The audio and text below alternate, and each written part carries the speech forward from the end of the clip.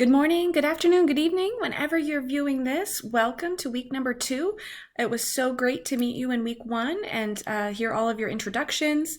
And the first assignment, which was, well, in addition to your introduction, was about service evaluations and how you look at service, which we're going to weave through the remainder of the weeks of our course.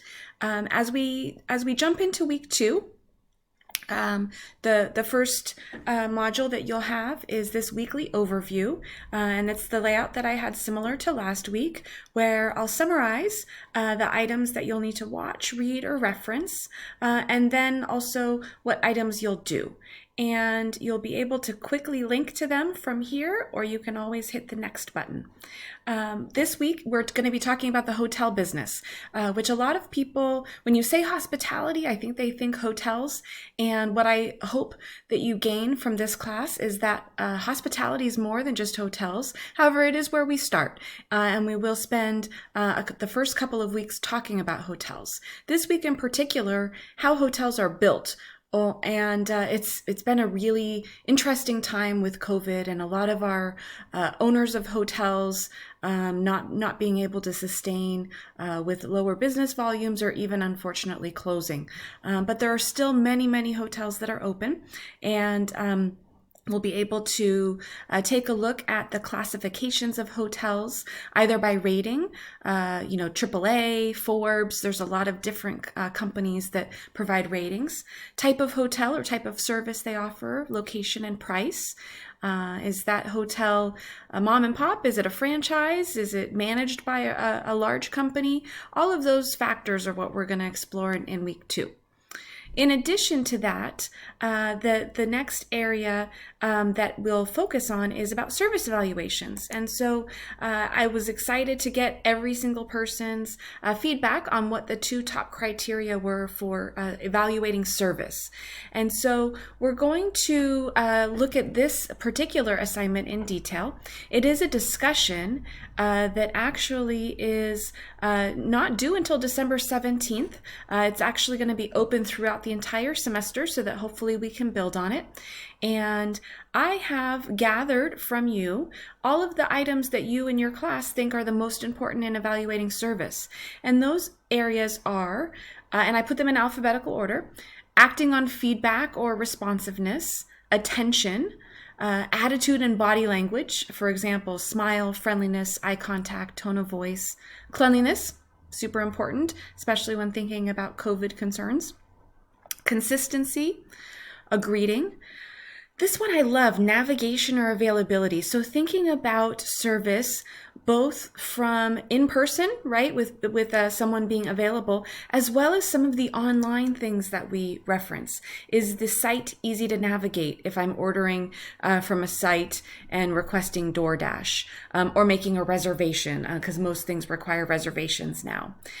So I love that addition. Personal connection, which was always mentioned in a couple of people's responses. Problem resolution. Unfortunately, sometimes problems do happen. So how are they resolved, and is it owned by the employee, or do they have to get a manager? Timeliness. And then finally, despite all of what you experienced, would I recommend or go back to that particular business? So the way that this is laid out, since it is going to be for all semester long, is I'd love to hear 4 service evaluations from you, and to respond to at least 3 of your peers' evaluations. And so sometimes I'll actually go in and post comments, or maybe even start us off with one so that we can get a feel for it. And the grading is 10 points for your own service evaluation, 5 points when you respond to a peer, for a maximum. And so I have also included down here a link to be able to review that. So when you're providing your service evaluation, you can do it in one of 2 ways.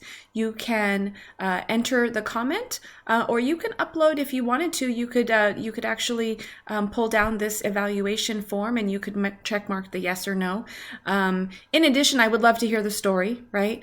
Sometimes we protect the innocent if you don't feel comfortable to share where you were, but I always want to know where I should try and where maybe I should avoid if the service wasn't to your standard. And so I really enjoy this particular exercise and look forward to hearing some of your stories. And actually, I know that this class is going to be great with that because I actually already was able to see in some of your responses, some of your experiences. We've all had them, whether it's going to a gas station, ordering online,